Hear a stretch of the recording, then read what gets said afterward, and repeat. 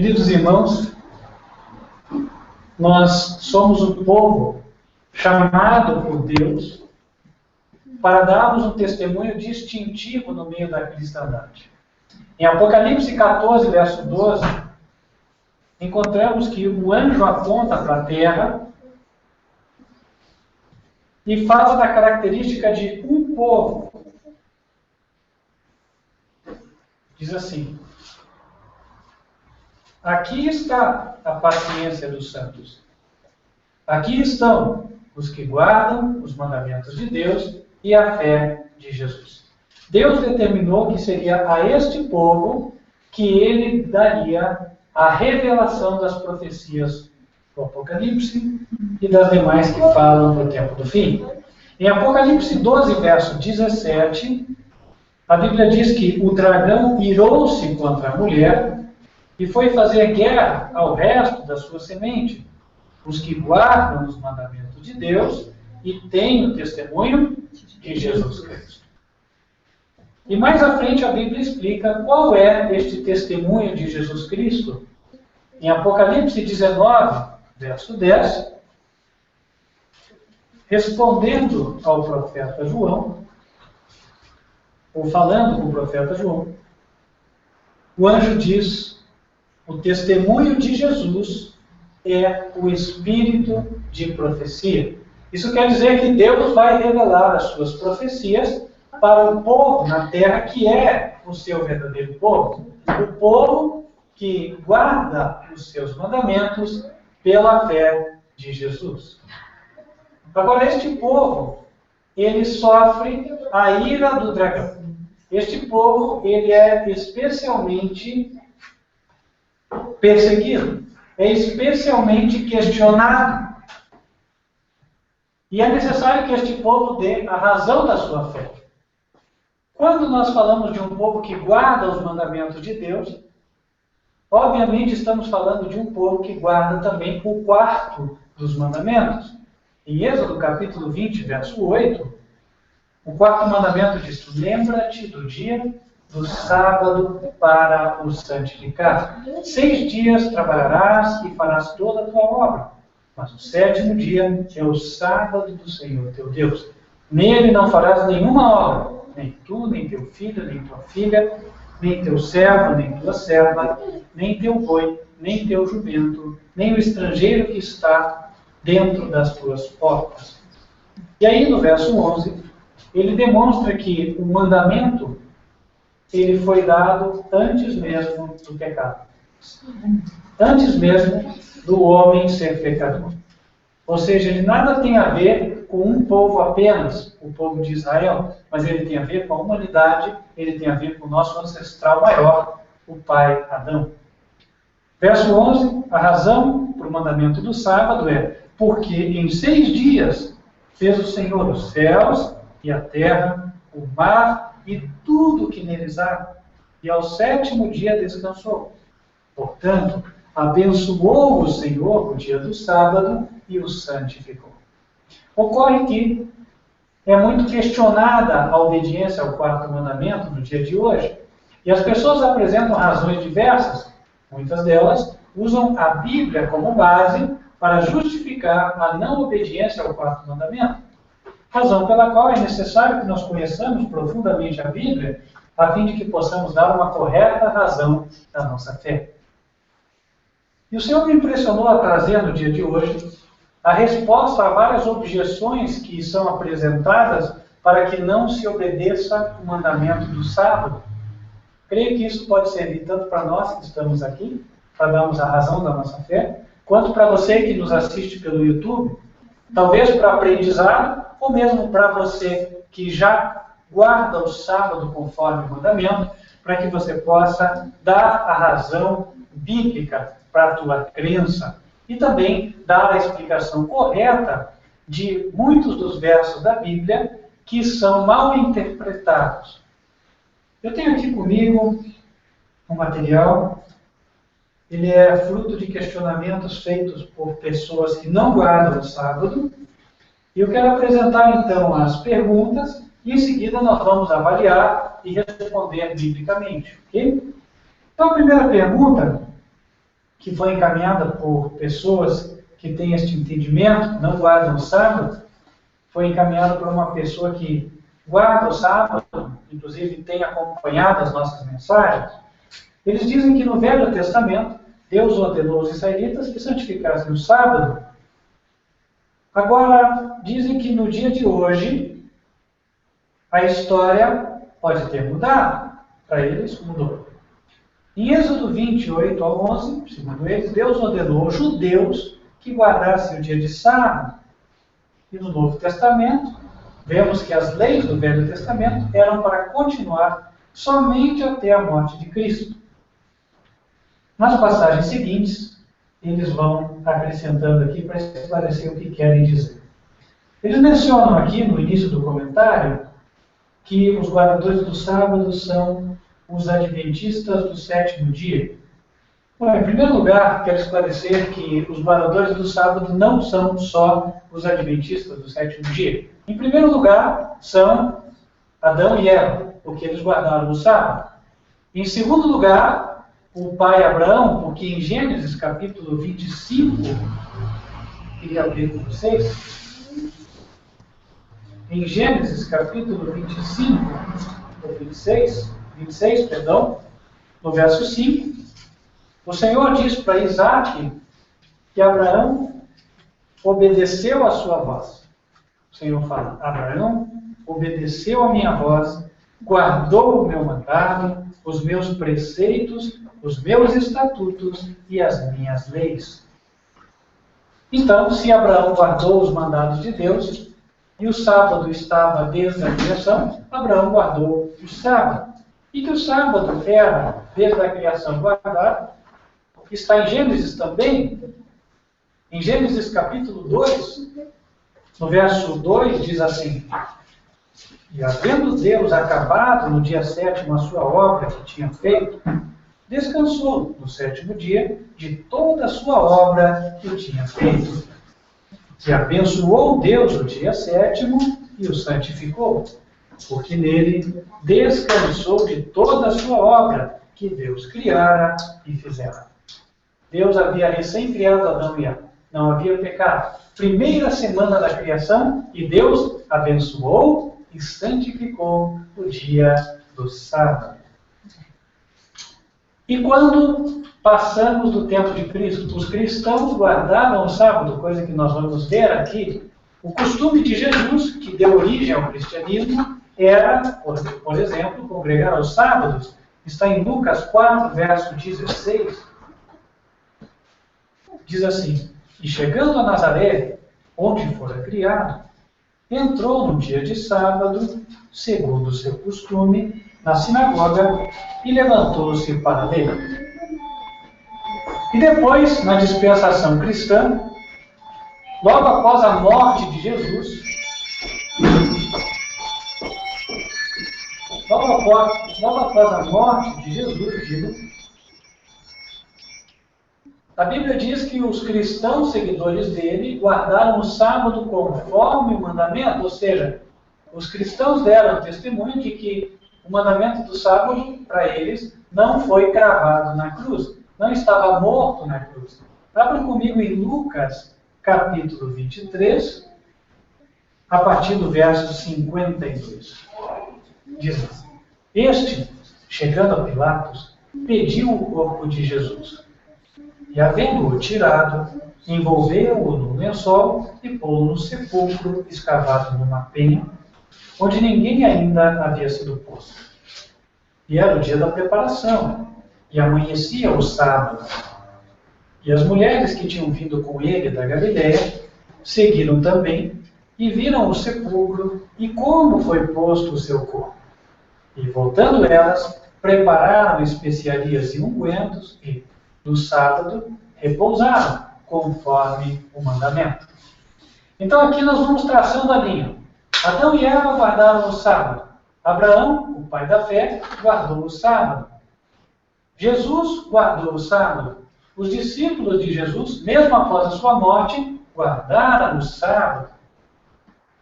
Os cristãos guardavam o sábado até o século IV, quando Constantino fez um decreto no ano 321, e disse que todos adorem o venerável dia do sol. A partir daí, cada vez mais festas religiosas foram sendo instituídas no dia de domingo, e no decorrer de alguns séculos, o domingo foi adotado como padrão no cristianismo oficial. Mas não no cristianismo bíblico apostólico, esse não. Sempre Deus teve um fio de ouro. Igrejas na África que guardavam o sábado, no norte da África. Também ele teve pessoas como no sul da França, os albigenses. Há notícias de que alguns deles guardavam o sábado também, e assim por diante. A guarda do sábado foi preservada ao longo dos séculos. Os adventistas do sétimo dia guardaram o sábado, assim como os batistas do sétimo dia também guardaram o sábado, assim como também vários outros. A Igreja de Deus do sétimo dia guarda o sábado no dia de hoje. Nós poderíamos falar de uma série de outras denominações que guardam o sábado. Nós, do Ministério de Advertência Final, que não pertencemos a nenhuma destas denominações, guardamos também o sábado. Não porque o fulano ou ciclano guardam, mas porque, como vimos, biblicamente Deus instituiu o sábado e o manteve até o dia de hoje. A propósito, convido vocês a abrirem comigo em Salmos capítulo 111. E ali nós vamos ver sobre a perpetuidade dos mandamentos do Senhor. No livro de Salmos, capítulo 111, no verso 7, digo, o Senhor diz: as obras das suas mãos são verdade e juízo, fiéis todos os seus mandamentos, permanecem firmes para todo o sempre, são feitos em verdade e retidão. Os mandamentos de Deus permanecem firmes para todo o sempre. Então, quando é dito aqui, olha, o mandamento do sábado caiu na cruz, certo ou errado? Bom, biblicamente, o que é que nós podemos dizer? Errado. Né? Agora, alguns textos foram apresentados aqui como razões para dizer que o sábado teria caído. Obviamente, esses textos devem estar interpretados de uma forma diferente da correta. E é isso que nós vamos avaliar. Vamos para Efésios, capítulo 2, versos 14 e 15. É um texto citado aqui. Falando de Jesus Cristo, para os crentes efésios, que eram gentios, o apóstolo Paulo disse: porque Ele é a nossa paz, o qual de ambos os povos fez um, e derribando a parede de separação que estava no meio, na sua carne desfez a inimizade, isto é, a lei dos mandamentos, que consistia em ordenanças, para criar em si mesmo, dos dois, um novo homem, fazendo a paz. Qual foi a lei abolida aqui? O próprio verso explica. Aqui diz a lei na forma de ordenanças. Talvez você não saiba, só vou passar aqui um pouquinho para frente.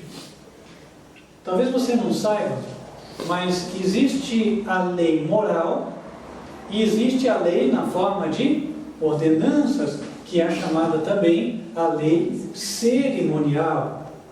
A lei moral, ela não foi abolida, como nós já lemos lá em Salmos capítulo 111, mas a lei de ordenanças, esta sim. Né? Então vamos agora para os textos, a fim de a gente poder confirmar isso com mais segurança. Primeiro, com respeito à lei moral. No livro de Romanos, capítulo 8, o apóstolo Paulo fala que o objetivo do Evangelho é que a lei moral se cumpra nas nossas vidas. E Paulo, falando em Romanos, está falando depois que Jesus ressuscitou. Depois da cruz, portanto. Né? Cabe lembrar que Paulo, depois da ressurreição de Jesus, primeiro ele era Saulo, o perseguidor da igreja, e mais tarde é que ele se tornou o apóstolo de Cristo. Romanos capítulo 8, aqui no verso 3.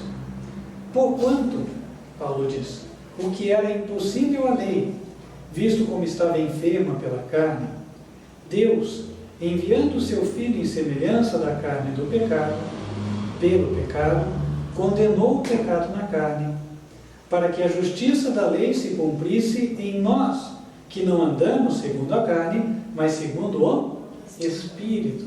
Então ele diz aqui, para que a justiça da lei se cumpra em nós, que não andamos segundo a carne, mas andamos segundo o Espírito, no ministério do Espírito. Quem recebeu o Espírito de Deus vai andar em harmonia com a lei. Talvez alguém ficasse na dúvida e dissesse, não, mas aqui fala justiça da lei. Para não ficar a dúvida, vamos ver o que é a justiça, portanto. Abra comigo em Salmos 119, Salmos capítulo 119, no verso 172. A minha língua falará da tua palavra, pois todos os teus mandamentos são justiça. A justiça são os mandamentos de Deus. Então, quando diz a justiça da lei se cumprir em nós, é literalmente os mandamentos da lei se cumprirem em nós que andamos pelo Espírito. Você crê que anda pelo Espírito? Isso é verdade se hoje a tua vida está em harmonia com os mandamentos de Deus. Quer dizer que a justiça da lei se cumpre em você. Tá, mas então, qual era aquela lei de ordenanças que ela caiu? Eu vou usar outro texto, que ele é muito usado para nós tratarmos disso, da lei de ordenanças, ok? Eu quero citar para vocês Colossenses capítulo 2, vamos abrir comigo?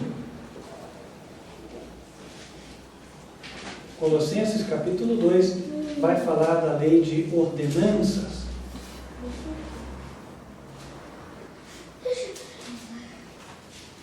Colossenses 2, a partir do verso 13. Olha que interessante. Paulo, escrevendo aos Colossenses, está falando da experiência deles depois que aceitaram Jesus. E quando vós estáveis mortos nos pecados, no verso 12 diz, sepultados com ele no batismo, nele também ressuscitastes pela fé no poder de Deus, que o ressuscitou dos mortos. E quando estáveis mortos nos pecados e na incircuncisão da vossa carne, vos vivificou juntamente com ele, perdoando-vos todas as ofensas, havendo riscado a cédula que era contra nós nas suas ordenanças, a qual de alguma maneira nos era contrária, e atirou do meio de nós, cravando-a na cruz. E despojando os principados e potestades, os expôs publicamente e deles triunfou em si mesmo. Portanto, ninguém vos julgue pelo comer, ou pelo beber, ou por causa dos dias de festa, ou da lua nova, ou dos sábados, que são sombras das coisas futuras, mas o corpo é de Cristo. Olha que interessante, no verso 14, é dito que foi riscada a cédula que consistia de ordenanças. Esta cédula foi gravada na cruz. A mesma palavra que nós encontramos em Efésios capítulo 2. Ordenanças, é uma lei de ordenanças. Que espécie de ordenanças? Nós vemos no verso 16, ali diz, comer, portanto ninguém vos julgue pelo comer, ou pelo beber, ou por causa dos dias de festa, ou da lua nova. Opa, peraí. Qual era a lei que prescrevia comer, beber, dias de festa e dias de lua nova? Era justamente a lei das cerimônias, chamada lei cerimonial. Essa lei é explicada em parte do livro de Êxodo, especialmente no livro de Levítico e também em parte do livro de Deuteronômio. É esta lei que prescreve os sacrifícios para o perdão do pecado. Ela é que prescreve que os animais deveriam ser mortos, lembrando que um dia o verdadeiro Cordeiro de Deus morreria pelos nossos pecados. É por isso que João Batista, quando viu Jesus, apontou para ele e falou, eis o Cordeiro de Deus que tira o pecado do mundo. João capítulo 1, verso 29. O João, iluminado pelo Espírito Santo, estava dando a entender que os sacrifícios de animais prescritos na lei de cerimônias, eles estavam apontando para o verdadeiro sacrifício de Cristo. E esta lei, ela prescrevia dias de festa, de lua nova e também dias chamados santas convocações, que eram conhecidos também como sábados cerimoniais. Era um dia que, independente do dia da semana que caísse, ele deveria ser considerado como um sábado. Agora vamos aos exemplos bíblicos, porque até agora eu falei, mas nós não abrimos a Escritura para ver. Vamos para Levítico, capítulo 23.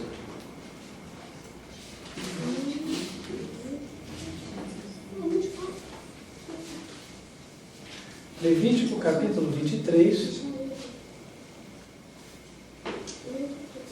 Aqui no verso 28.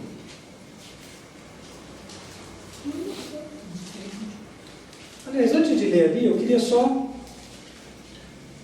ler algum detalhe que vai ajudar a entender, tá bom? Levítico 23, versos 1 e 2. Depois falou o Senhor a Moisés, dizendo: fala aos filhos de Israel e dize-lhes: as solenidades do Senhor que convocareis serão santas convocações. Estas são as minhas solenidades. Aí ele trata da primeira. 6 dias obra se fará, mas o 7º dia será o sábado do descanso, santa convocação. Nenhuma obra fareis. Sábado do Senhor é em todas as vossas habitações. Em primeiro lugar, Deus fala do sábado, do mandamento da lei moral, o sábado da semana. Agora, em seguida, ele demonstra que ele vai falar dos sábados cerimoniais. Olha o verso 4. Estas são as solenidades do Senhor, as santas convocações, que convocareis no seu tempo determinado. Ou seja, fora o sábado da semana, que eu já mencionei, está no verso anterior. Agora eu, o Senhor, vou dar outras santas convocações para vocês. Aí ele começa mencionando a primeira, no verso 5. No primeiro mês, aos 14 do mês, pela tarde, é a Páscoa do Senhor. E aos 15 dias deste mês é a festa dos pães asmos, dos asmos do Senhor. 7 dias comereis asmos. No primeiro dia tereis santa convocação. Nenhuma obra servil fareis. Interessante. Semelhante ao mandamento do sábado, não é? Tereis santa convocação, não fareis nenhuma obra servil. Verso 8. Mas 7 dias oferecereis oferta queimada ao Senhor. Ao 7º dia haverá santa convocação. Nenhuma obra servil fareis. Note que aqui ele já começa a falar das festas, portanto é uma lei de cerimônias. E aí ele fala do dia no qual não se deveria trabalhar. Olha, o dia da santa convocação não se trabalha. E este dia era considerado como sábado. Qual é a prova bíblica? Abram comigo no verso 28. E naquele mesmo dia, até desde o verso 27 vai ficar melhor. Mas aos 10 deste mês 7º, será o dia da expiação. Tereis santa convocação e afligireis a vossa alma e oferecereis oferta queimada ao Senhor. E naquele mesmo dia, nenhuma obra fareis, porque é o dia da expiação, para fazer expiação por vós perante o Senhor vosso Deus. Porque toda a alma que, naquele mesmo dia, se não afligir, será extirpada do seu povo. Também toda a alma que naquele mesmo dia fizer alguma obra, aquela alma eu destruirei do meio do seu povo. Nenhuma obra fareis. Estatuto perpétuo é pelas vossas gerações, em todas as vossas habitações. Sábado de descanso vos será. Então afligireis a vossa alma, aos 9 do mês, à tarde. de uma tarde a outra tarde, celebrareis o vosso sábado. Esse verso é chave para o entendimento. Ele mostra que o sábado especificado aqui, ele não é determinado pela semana, mas ele é determinado pelo dia do mês. Ele diz aqui, sábado de descanso vos será, verso 32. Aos 9 do mês, à tarde, de uma tarde a outra tarde, celebrareis o vosso sábado. Ao pôr do sol do dia 9 do 7º mês, até o pôr do sol do dia 10 do 7º mês. Este dia deve ser considerado como sábado. Pergunta, o dia 10 do 7º mês sempre cai no sábado da semana? Não. Pode cair na segunda, na quinta, na quarta, na terça, não importa. O judeu deveria considerá-lo como sábado. Assim como também, logo depois da Páscoa, nós vimos lá o dia 15, lá no verso 6. O verso 5 falava da Páscoa. Olha, no primeiro mês, aos 14 do mês, pela tarde, é a Páscoa do Senhor. E aos 15 dias deste mês, é a festa dos pães asmos. Verso 7. No primeiro dia, ou seja, dia 15, tereis santa convocação. Nenhuma obra servil fareis. Então, o dia 15 do primeiro mês era chamado de sábado o quê? Cerimonial. E os judeus consideravam o sábado cerimonial como diferente do sábado semanal? Sim ou não? Sim. Sim, a resposta é sim. Há evidência bíblica disso? Claro que há evidência bíblica disso, né? Até a propósito, queria explicar por que Deus mandou os judeus comemorarem os sábados cerimoniais. Os sábados cerimoniais, nós lemos ali em Colossenses, agora há pouco, que eles eram sombras, não é verdade? Então a sombra é o seguinte, eu estou caminhando, o sol está atrás de mim, a minha sombra vai na minha frente, certo? Até o momento que eu chego. Então, quem vai ultrapassar o limite da rua primeiro? É a minha sombra ou sou eu? É a minha sombra, né? Em seguida eu venho. O mesmo em relação aos sábados cerimoniais.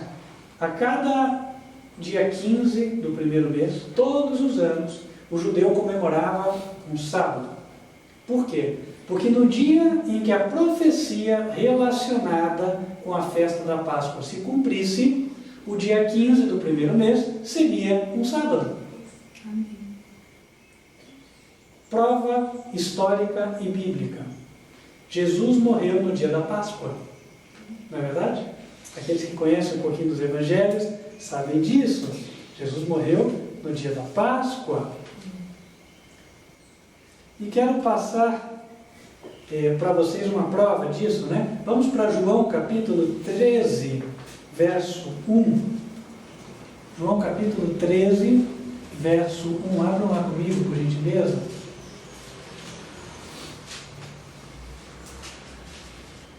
Vou dar um tempinho aí para todos lerem.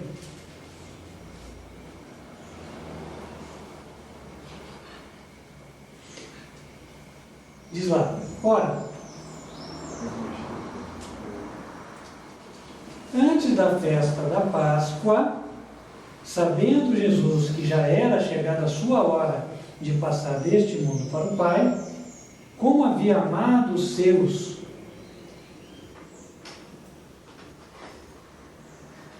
que estavam no mundo, amou-os até ao fim. E acabada a ceia, tendo já o diabo posto no coração de Judas Iscariote, filho de Simão, que o traísse, etc, etc. Aí começou a cerimônia da Santa Ceia, certo?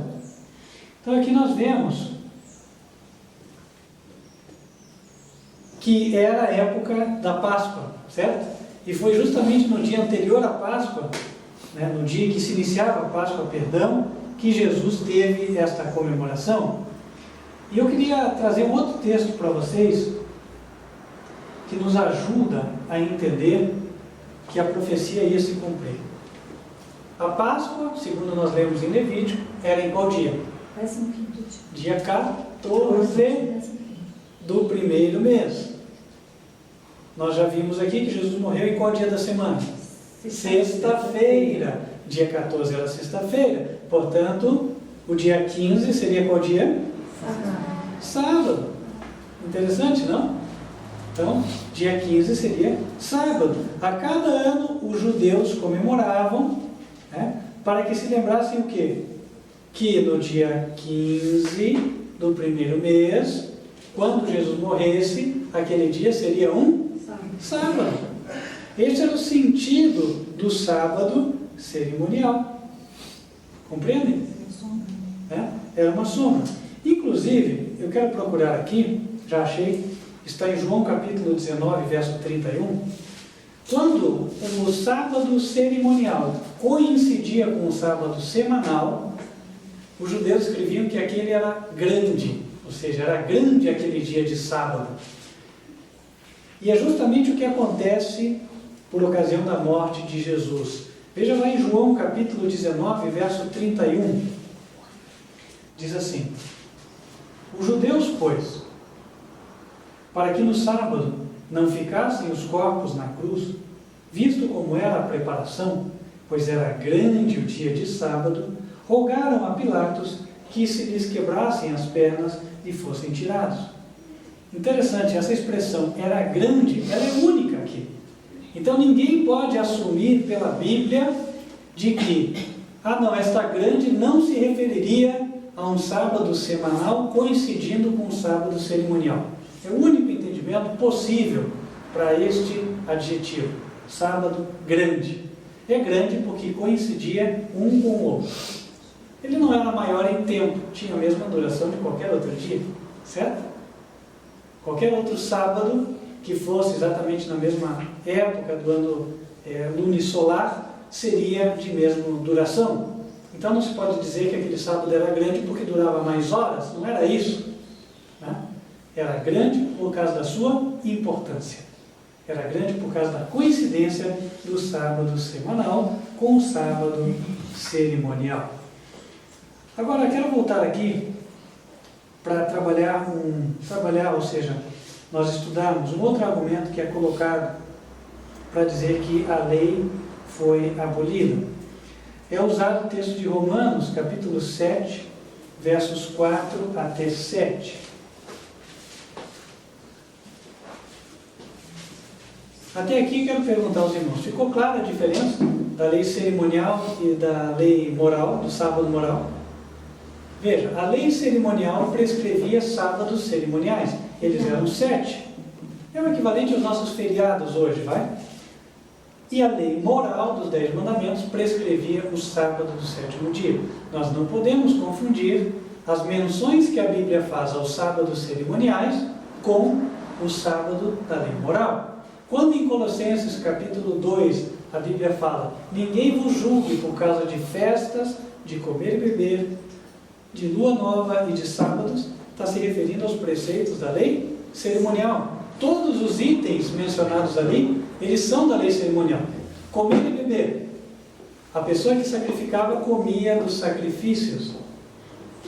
Você pode ler isso, você que está em casa, em Levítico capítulo 4. Leia todo o capítulo e você vai ver, né, como era feito o sacrifício. Né? Leia todo o livro de Levítico para você ver que em vários sacrifícios a pessoa deveria comer parte deles. E nós lemos hoje em Deuteronômio capítulo 14, falando sobre o próprio dízimo, que os animais sacrificados também eram comidos, ok? Então a lei que especificava comer e beber era a lei cerimonial. Também especificava as festas, nós já vimos quais são.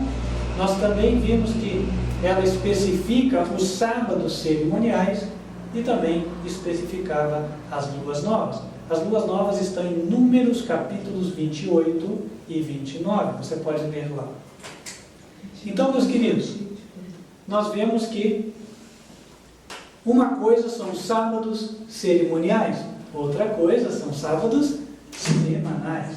Os sábados cerimoniais pertenciam à lei de ordenanças que foi cravada na cruz. E por que foi cravada? Ora, a lei de ordenanças prescrevia sacrifícios que apontavam para o sacrifício de Cristo. Mas quando o verdadeiro sacrifício foi feito, que razão haveria de continuarem se sacrificando animais? Nenhuma. Por isso que, então, ela foi abolida. E Deus deu prova de que ela foi abolida a propósito, né? Até antes de ler Romanos 7, queria abrir com vocês em Mateus 27. Por uma mão invisível, Deus fez com que fosse rasgado o véu do santuário dos judeus, para eles entenderem que a lei que prescrevia todas as cerimônias do seu santuário, ela tinha sido cravada na cruz. Mateus 27, versos 50 e 51. E Jesus, clamando outra vez com grande voz, entregou o Espírito. E eis que o véu do templo se rasgou em dois, de alto a baixo, e tremeu a terra, e fenderam-se as rochas. Aqui diz que o véu do templo se rasgou. O véu era justamente o lugar para onde era levado o sangue dos animais sacrificados. Então, quando ele é rasgado, fica demonstrado que Deus não esperaria mais o sangue de animais. O verdadeiro sangue de Cristo já tinha sido derramado. Então, as ordenanças tinham sido abolidas. As ordenanças relembravam que nós tínhamos dívida de pecado, certo? Cada vez que alguém sacrificava um animal, ficava demonstrado que ele era um pecador. Ele confessava que devia para a lei. Mas quando Jesus morreu, perdoou os nossos pecados. Razão pela qual não tinha mais por que ficar registrando as dívidas naquele santuário. Então, meus queridos, claro fica que sábados cerimoniais foram abolidos, enquanto os sábados semanais não foram abolidos. Romanos 7, versos 4 até 7.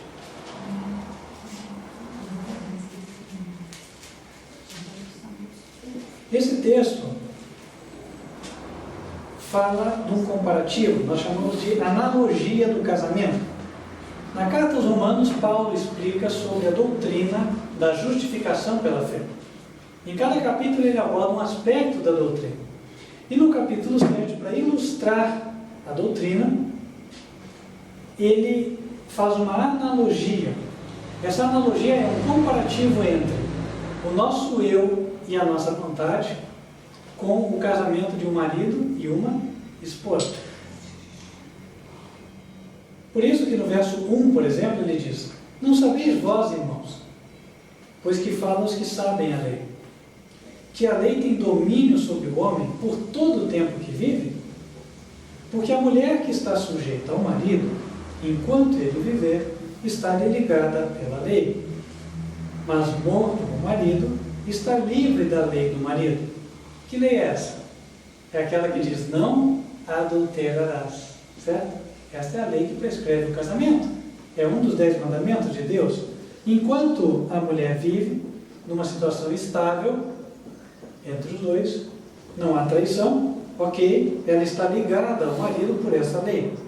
Verso 3: de sorte que, vivendo o marido, será chamada adúltera se for do outro marido. Qual é a lei que prescreve adultério? É a lei moral, não adulterarás. Então, você se envolveu com outro, a lei condena, adultério. Mas, continua o verso: morto o marido, livre está da lei, e assim não será adúltera se for do outro marido. Assim, meus irmãos, também vós. Olha que interessante, ele está fazendo um comparativo, é uma analogia. Ele fala da história do casamento, agora ele fala: ó, assim também vocês. Agora estou voltando para o caso físico real de vocês. Vocês estão, ou vós estáis mortos para a lei, pelo corpo de Cristo, para que sejais douto daquele que ressuscitou de entre os mortos, a fim de que demos frutos para Deus. Porque, quando estávamos na carne, as paixões dos pecados, que são pela lei, operavam em nossos membros para darem fruto para a morte. Mas agora que estamos livres da lei, morremos para aquilo em que estávamos retidos, para que sirvamos em novidade de espírito, e não na velhice da letra. A Bíblia diz que Paulo escreveu coisas difíceis, as quais os homens doutos torcem para a sua própria perdição. Quem disse isso foi o apóstolo Pedro. E aqui é um desses casos. Veja, do que ele está falando? No verso 4, ele diz: vocês crentes estão mortos para a lei. Qual lei? A do casamento, aquele que ele vinha mencionando nos 3 primeiros versos, né? Havia um matrimônio ali. E vocês, nesse matrimônio, morreram para que vocês pudessem se casar com Cristo. Então, na analogia de Paulo, nós estávamos casados com outro alguém, um marido ruim. E agora nós tivemos que morrer, porque, segundo a lei, se não há adultério, só pode haver rompimento do matrimônio quando alguém morre, certo? Então ele está falando de uma morte espiritual. Nós temos que morrer e temos que nascer de novo. Isso é conversão. Paulo está falando disso, da conversão. E eu pergunto a você, meu querido, quando alguém se converte, a vida muda da desobediência para a obediência ou ela continua igual?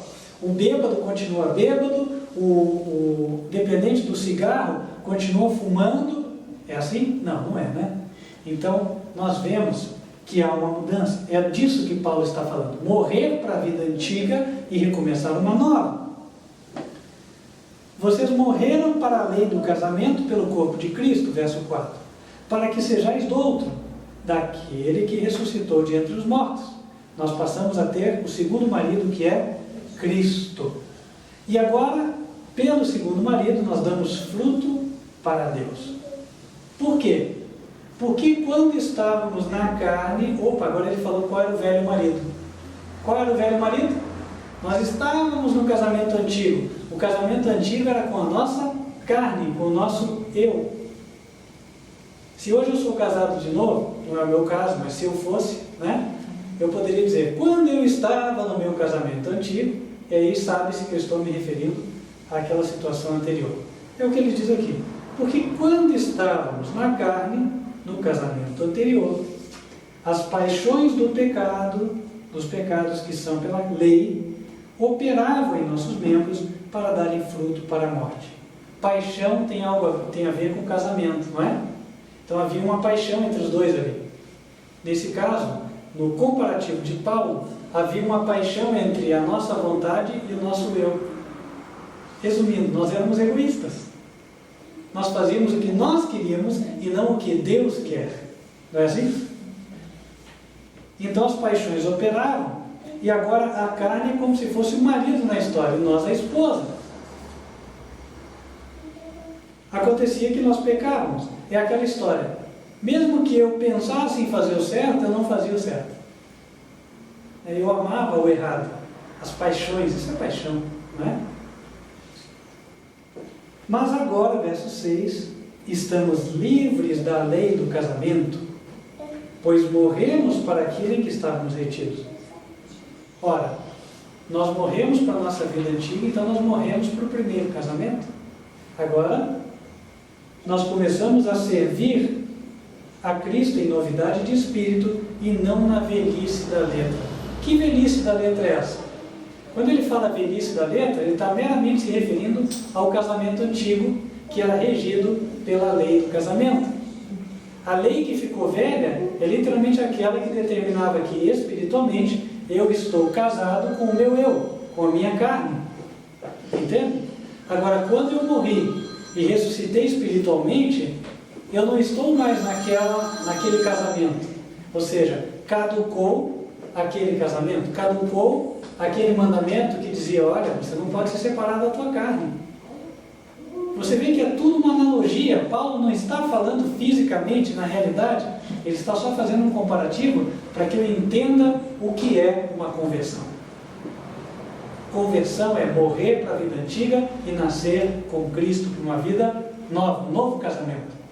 Então, eu morro para o matrimônio antigo. Aquela lei que determinava que eu ficava casado com o meu eu, ela morreu para mim. E agora eu sirvo com Cristo. Mas quando eu sirvo com Cristo, quando eu obedeço a Cristo, eu vou obedecer a lei moral ou não vou? No casamento antigo eu era transgressor da lei. No casamento antigo eu era pecador. Pecado é transgressão da lei. 1 João capítulo 3, verso 4. O problema em pauta aqui não é a lei dos mandamentos. O problema era eu. Eu é que não era convertido. Por isso que no verso 7, o apóstolo diz assim: que diremos, pois? É a lei pecado? De modo nenhum. Mas eu não conhecia o pecado, senão pela lei. Porque eu não conheceria a concupiscência se a lei não dissesse, não cobiçarás. Ou seja, o problema não é que a lei estava errada e precisava ser abolida. A lei não tinha nenhum erro. A lei não é pecado. Pecado é a transgressão dela. Agora, eu não conheceria o pecado se não fosse a lei. Então a lei me mostrou que eu estava errado. E a partir do momento em que eu me casei com Cristo, na minha nova vida, eu vou dar em harmonia com a lei. E que este é o objetivo da explicação de Paulo, fica claro pela sequência do texto de Romanos. Logo no começo do capítulo 8, que é uma continuidade do 7, capítulo 8, verso 4, o apóstolo diz: para que a justiça da lei se cumprisse em nós, que não andamos segundo a carne, mas segundo o Espírito. Então, quem está andando em novidade de Espírito, conforme diz Romanos 7, verso 3, a justiça da lei está se cumprindo na sua vida. Os mandamentos estão se cumprindo na sua vida. Então, que espécie de lei caducou? Somente na analogia de Paulo, aquela que me prendia ao meu eu, à minha carne. E como é que ela caduca, espiritualmente falando? Quando eu morro para o meu eu. Então caducou-se um casamento, certo? Agora pode haver um novo casamento. É só nesse sentido que nós podemos entender o termo velhice da letra em Romanos capítulo 7, verso 6. Vamos avançar. E detalhe, viu, irmãos? Eu só quero comentar um fato aqui, porque eu acho que ele pode nos ajudar. Mesmo quem diz que a lei caiu na cruz, quando perguntado se nós podemos matar hoje, se nós podemos adulterar, a pessoa diz que não. Daí fica um reconhecimento implícito de que sabe-se que a lei de Deus continua em vigência. Toda a questão sobre se a lei está em pé e não é para determinar se nós podemos adorar outros deuses, se nós podemos matar, roubar, adulterar, tudo isso as pessoas acham que está errado mesmo. É só para negar o quarto mandamento, que diz: lembra-te do dia de sábado. Mas, para benefício de todos nós, o Senhor nos deixou uma orientação em Tiago, capítulo 2, no verso 10. Ele diz assim, ó: porque qualquer que guardar toda a lei e tropeçar num só ponto, tornou-se culpado de todos. Porque aquele que disse, não cometerás adultério, também disse, não matarás. Se tu, pois, não cometeres adultério, mas matares, estás feito transgressor da lei. E aqui, na sequência, note que estamos no Novo Testamento, é na Nova Aliança, no verso 12, ele fala: assim falai e assim procedei, como devendo ser julgados pela lei da liberdade. Sabe, irmãos, nós devemos avaliar com carinho, com cuidado, os textos onde a Bíblia fala nova aliança, nova lei. Nós não devemos confundir esses textos. Outro exemplo de confusão de textos com respeito à nova lei encontra-se em Hebreus, capítulo 7. Hebreus, capítulo 7. Ali o apóstolo Paulo fala da mudança do sacerdócio dos hebreus para o sacerdócio de Cristo. Vou resumir para até não nos estendermos demais no sermão. Desde a época de Levítico, lá em Levítico capítulo 16, por exemplo, foi prescrito que Arão, irmão de Moisés, fosse o sacerdote. E dali por diante, os seus descendentes da tribo de Levi fossem também sacerdotes, os familiares de Arão. Ocorre que quando Cristo morreu e ressuscitou, diz a Bíblia que ele se tornou o verdadeiro sacerdote, razão pela qual Deus não reconhecia mais aqueles homens hebreus da tribo de Levi como os genuínos sacerdotes. E aí é quando é dito o que nós vamos ler em Hebreus 7, verso 12. Porque mudando-se o sacerdócio, necessariamente se faz também mudança da lei. Agora, de que lei está se falando? Será que é da lei moral dos 10 mandamentos? Ou é da mesma lei cerimonial que, além de prescrever os sacrifícios, ela prescrevia quem deveria fazer o sacrifício? Ou seja, prescrevia quem teria o sacerdócio. Não é a lei moral aqui, é a lei cerimonial. Ou, para ficar mais fácil para você entender, a lei cerimonial que incluía a lei do sacerdócio. Mudou a lei do sacerdócio. Não era mais o sacerdócio levítico, ou seja, não eram mais os levitas aqueles que seriam intercessores, ou sacerdotes, entre Deus e o homem. Porque o verdadeiro intercessor já estava no céu, ele já tinha vencido o pecado, era Cristo Jesus. Isso fica evidente no próprio texto. Olha lá, verso 13. Porque aquele de quem essas coisas dizem, se pertence a outra tribo.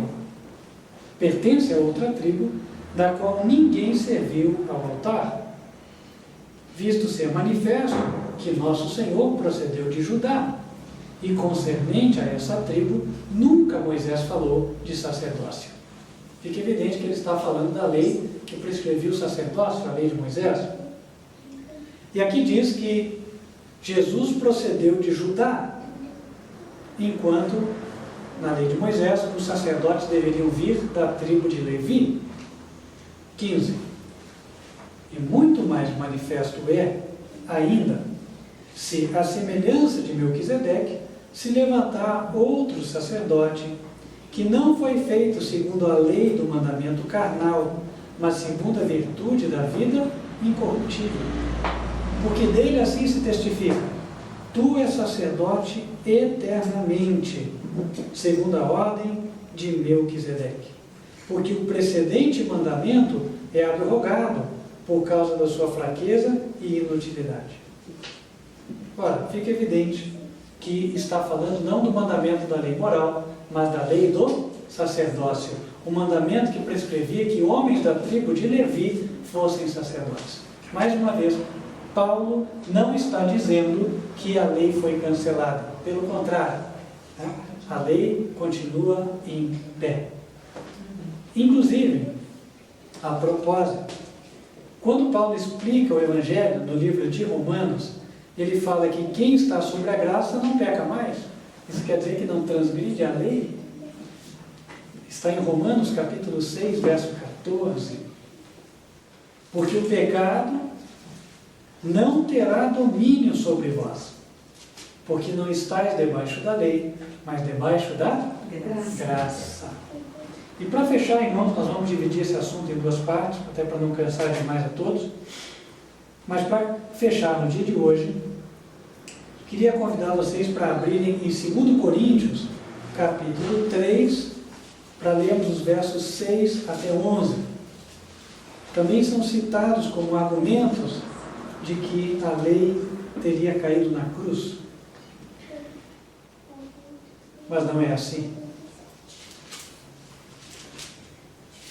2 Coríntios, capítulo 3, versos 6 a 11. Aqui diz assim: o qual nos fez capazes de ser ministros do Novo Testamento, não da letra, mas do Espírito, porque a letra mata e o Espírito vivifica. E se o ministério da morte, gravado com letras em pedras, veio em glória, de maneira que os filhos de Israel não podiam fitar os olhos na face de Moisés, por causa da glória do seu rosto, a qual era transitória, como não será de maior glória o ministério do Espírito? Por quê? se o ministério da condenação foi glorioso, muito mais excederá em glória o ministério da justiça. Porque também o que foi glorificado nesta parte, não foi glorificado por causa desta excelente glória. Por quê? Se o que era transitório foi para a glória, muito mais é em glória o que permanece. Quando ele começa a falar da letra que mata, no verso 7, é dito que essa letra foi aquela gravada em pedras, ou seja, está se referindo aos 10 mandamentos do Sinai. Em que sentido a letra mata? O próprio apóstolo Paulo já explicou no livro de Romanos. Eu peço para vocês manterem marcado aqui em Coríntios e abrirem comigo em Romanos, capítulo 7. Olha lá. Romanos 7, verso 9. E eu, há algum tempo, vivia sem lei, mas vindo o mandamento, reviveu o pecado e eu morri. Quando eu estava na ignorância, eu não sabia o que era certo e o que era errado, eu fazia o que bem entendia. Mas quando eu li a lei de Deus e entendi que a minha conduta era proibida pela lei, eu já entendi, eu sou um pecador. E a alma que pecar, esta morrerá. Eu sou um transgressor da lei. Eu só pude saber que era transgressor quando eu conheci a lei. Certo? Por exemplo, a criança é muito curiosa, né? Nós andamos com a criança, eu vejo pelas minhas, e aí passamos no sinal vermelho, e aí a criança pergunta, papai, por que tem que parar quando o sinal fica vermelho? Ah, porque a lei diz que quando o sinal fica vermelho, nós temos que parar o carro, certo? Até aquele momento a criança desconhecia a lei, por isso ela pergunta, papai, por que tem que parar quando o sinal fica vermelho, certo? Mas a partir daquele momento ela foi instruída na lei. E quando ela é instruída na lei, se a partir dali, em algum momento, ela cresceu e ultrapassou o sinal vermelho, como um carro, ela é transgressora da lei, sabendo que é transgressora, certo? Está sujeita à multa. Assim acontece com a lei. A letra da lei mata só nesse sentido, é que ela mostra que a consequência da minha desobediência a ela é a morte, certo? Mas aí, em 2 Coríntios, capítulo 3, é dito assim, a letra mata e o Espírito faz o quê? Vivifica. Ok. Então, o que vivifica é o Espírito. Tá bom. O que é que o Espírito faz? Para onde que ele me guia? Vamos abrir Romanos 8. Desde o verso 1 vai facilitar. Portanto, agora, nenhuma condenação há para os que estão em Cristo Jesus, que não andam segundo a carne, mas segundo o Espírito. Então está falando de quem está no ministério do Espírito. Verso 2. Porque a lei do Espírito de vida em Cristo Jesus me livrou da lei do pecado e da morte. Então, a lei do Espírito de vida, o ministério do Espírito me livra do pecado. De que forma? Porque agora eu posso pecar? Porque agora eu posso transgredir a lei livremente? É assim que ela me livra? Não, de jeito nenhum. O objetivo dela está no verso 4, olha lá. Para que a justiça da lei se cumprisse em nós, que não andamos segundo a carne, mas segundo o Espírito. Quem anda segundo o Espírito, anda na lei, anda na obediência à lei, na obediência aos mandamentos. E a sequência do texto deixa isso claro, verso 5. Porque os que são segundo a carne, inclinam-se para as coisas da carne, mas os que são segundo o Espírito, para as coisas do Espírito. Porque a inclinação da carne é morte, mas a inclinação do Espírito é vida e paz. Do que Paulo está falando? Veja no verso 7. Porquanto a inclinação da carne é inimizade contra Deus, E por que a inclinação da carne é inimizade? Pois não é sujeita à lei de Deus. Então existem duas inclinações: a inclinação da carne e a inclinação do espírito. O não convertido está em qual inclinação? Da carne. E o convertido está em qual inclinação? Do espírito. A inclinação da carne é inimizade porque ela não está sujeita à lei de Deus. Então a inclinação do espírito é o contrário, certo? Ela vai estar sujeita à lei de Deus. Conclusão: quem é guiado pelo espírito anda em obediência à lei. Se submete aos 10 preceitos dos 10 mandamentos de Deus proferidos no Sinai, entre eles o sábado do 4º mandamento. A propósito, para encerrarmos a mensagem de hoje, nós vamos dar continuidade na próxima ocasião, mas eu convido a você para abrir comigo um texto, em especial você que pela primeira vez está se deparando com esse tema e tenha talvez ainda muitas dúvidas em relação a sábado versus domingo. Será que Deus determina que na vida eterna, lá na eternidade, as pessoas vão guardar o sábado? Eu te convido a ler comigo Isaías capítulo 66. Isaías capítulo 66, versos 22 e 23. Isaías 66 é o último capítulo deste livro.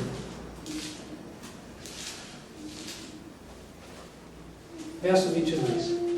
Porque como os céus novos e a terra nova que hei de fazer estarão diante da minha face, diz o Senhor, assim há de entrar a vossa posteridade e o vosso nome.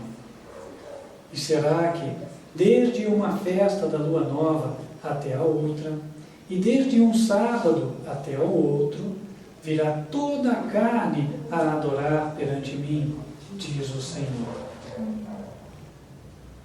Quando Deus fizer novos céus e nova terra, quando a história do pecado e da transgressão da sua lei acabar, então os seus santos, os seus fiéis, todos os sábados se reunirão para adorar a Deus, seguindo o exemplo que já haviam dado aqui na terra, seguindo o costume de Jesus, relatado em Lucas 4, verso 16, seguindo o costume de Abraão, que guardou os mandamentos e as leis em Gênesis 26, verso 5, que foi mencionado, e seguindo aquilo que foi prescrito a Adão e Eva em Gênesis capítulo 2, versos 2 e 3.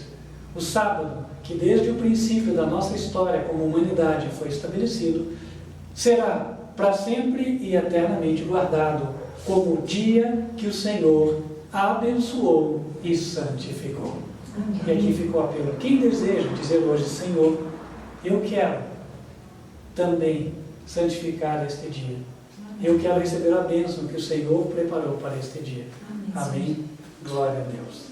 Vamos então nos ajoelhar e vamos orar.